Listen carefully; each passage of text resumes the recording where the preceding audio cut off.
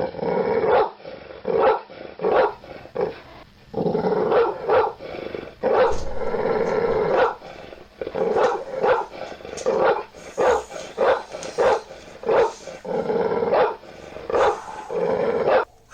up, YouTube? Big Dog here, back again for another edition of Big Dog Movie Reviews. Today we are discussing a very much talked about film for one big reason. Well, for multiple reasons, but one of which is the star of the film, and that is Adam Sandler. So which, of course, boils it down to Uncut Gems today. Boy, was this a film. Same format as always. Likes, dislikes, final score, final comments. So yeah, Uncut Gems. With spoilers. Spoilers ahead. Big spoilers. So do not watch this if you haven't seen the film yet. Watch it after. Because boy oh boy, do I give away the biggest plot twist of all time. Alright, Uncut Gems, likes. A lot of us talk. I've heard a lot about Adam Sandler's performance in this film. And me not being a huge Adam Sandler fan was a little hesitant to... I wasn't hesitant to just watch it, but I was just kind of like, alright, how good can he be? Boy, was I proven wrong. Adam Sandler is the man. It is not your typical Sandler film. It is a very serious film, not a stupid slapstick comedy about grown-ups acting like kids, or where a guy plays himself and his identical sister. Holy crap, not your typical Sandler film. Like I said, not a comedy. And Sandler's best performance by a billion miles, go all the way to the end of space, which is never ending, and come back. Do that about 5 more times, and that's about the distance that this role is to the rest of other Adam Sandler films. He was so good. And if he doesn't get an Oscar nomination for this, it would be a crime against humanity. I know I talked about Adam Driver's performance in Marriage Story, the Marriage Story review. If you haven't seen that, I'll put the link in the description to that video. But I still am more partial to Adam Driver's performance, but Adam Sandler better get a nomination. Even if Adam Sandler won, I'd be a little upset because I do think Adam Driver gave probably one of the best performances of all time. But I would be like, all right, at least he lost to someone who laid it all out there. And I like to hope to see more Adam Sandler roles like this, and it showed that he's a lot more diverse than probably what people thought, and that he can hang with the big cats, honestly. And he's a force to be reckoned with when he wants to be. And that you can't take him seriously. I liked how rough his family member Arno was on him. So the main plot of the film is him trying to get money back to pay back one of his family members, Arno. He obviously owes him a lot of money. And it shows us how tired of dealing with him Arno is. Because he's owed this guy money for a long time, and he hasn't paid it back. And Arno's tired of dealing with it. He's being like really rough on Adam Sandler's character, Howard, and he's just like he's tired of it. And there's a scene in particular when you get first introduced to just how rough Arno's being, and it's like Adam Sandler's getting undressed and thrown in the trunk of his own car. I think they make it a point to see a tear roll down Arno's face because he's just like, he doesn't want to do this, but he's just had enough of Howard's behavior. And I think that's a very powerful part of the film. I adored, I'll throw it all out there right now. I adored this whole film, but the last few bits in particular were from, long story short, Howard locks everyone in a little box. From that point forward, he locks Arno and his goons in a box. From that point till the end of the film, completely masterpiece of film. Complete masterpiece. And big spoiler right here, big spoiler, when Howard lets him out and gets shot, jaw to the floor, like literally smashed through the floor, and is probably still plummeting through earth with how shocked I was that they shot Howard, which is Adam Sandler's character. I was shocked. Absolutely jaw dropped. And I thought, like at first I was a little upset about it, but then I thought it just, adds more to the dramatic effect of the film. And like I'm like upset about it because I was so invested in this film that I wanted Howard to live a happy life with all the money he won, but at the same time it just adds so much more like shock factor and depth and story arc to the end of the film, as well as what people speculate would happen as if the film were to continue.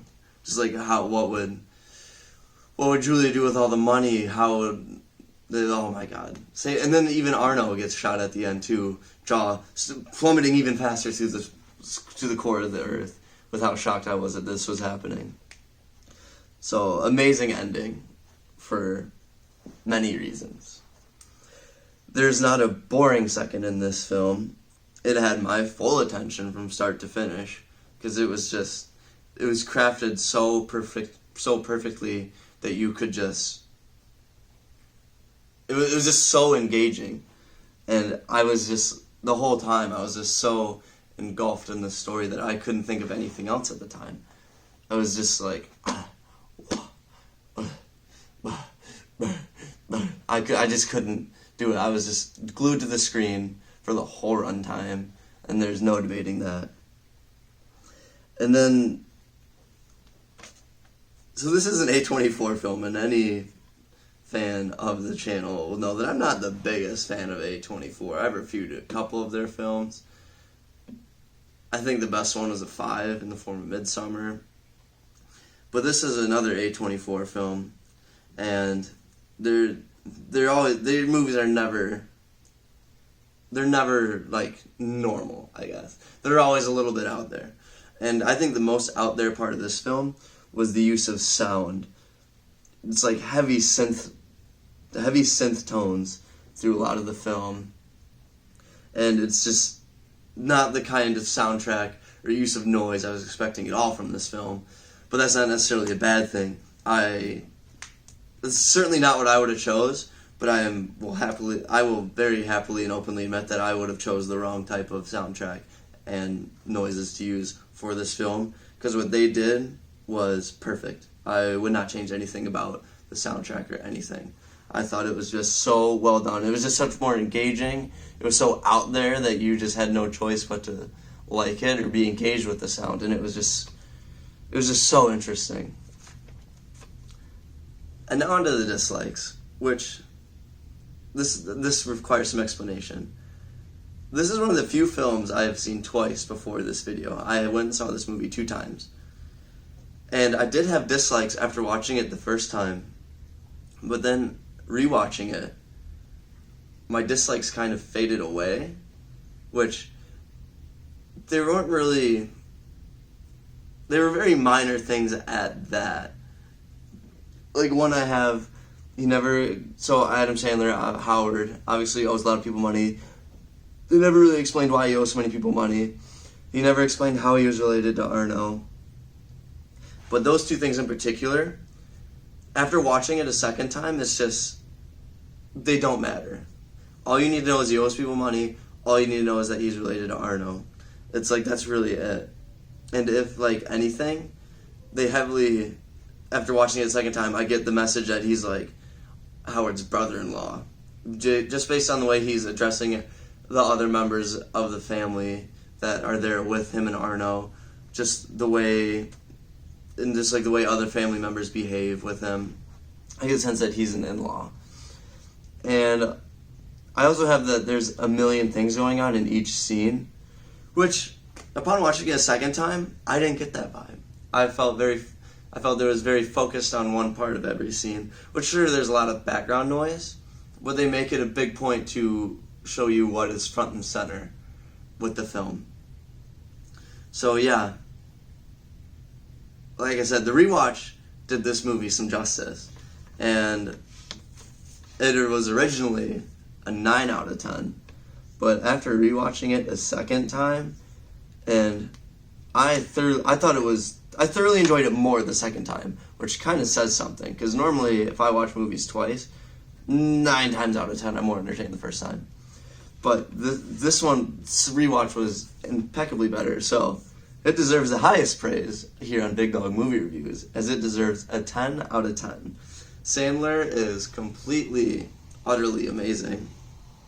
It is a must-see on the year, and the best A24 film I've seen by a long shot. It's Sandler's best performance I've ever seen, and it is A24's best outing that I've ever seen. And as of right now, it sits at the second best film of 2019, right under Booksmart, which I don't have a video for because I saw it before I started this film, because I started this channel well after I saw Booksmart. But this film is just, if there was after I watched Booksmart, I've pretty much said that there's nothing that's going to be to top this. If there was a film to top it right now, this would be it. It was the first one I've seen since Booksmart that made me question whether Booksmart should stay on top. I do know it is 2020, but this is the second best film of 2019 right now. I still have to watch Just Mercy, The Two Popes, and 1917 before that list gets set in stone. But Uncut Gems, 10 out of 10, must see. If you don't watch it, you're missing out on one of the best films of the year, honestly. So, Uncut Gems, 10 out of 10. But do comment, let me know what you thought. If you thought it was better, if you thought it was worse. I've heard from a couple people that they think it's awful, and I have not really heard anyone say that it was alright. So I feel like it's kind of an all or nothing type thing.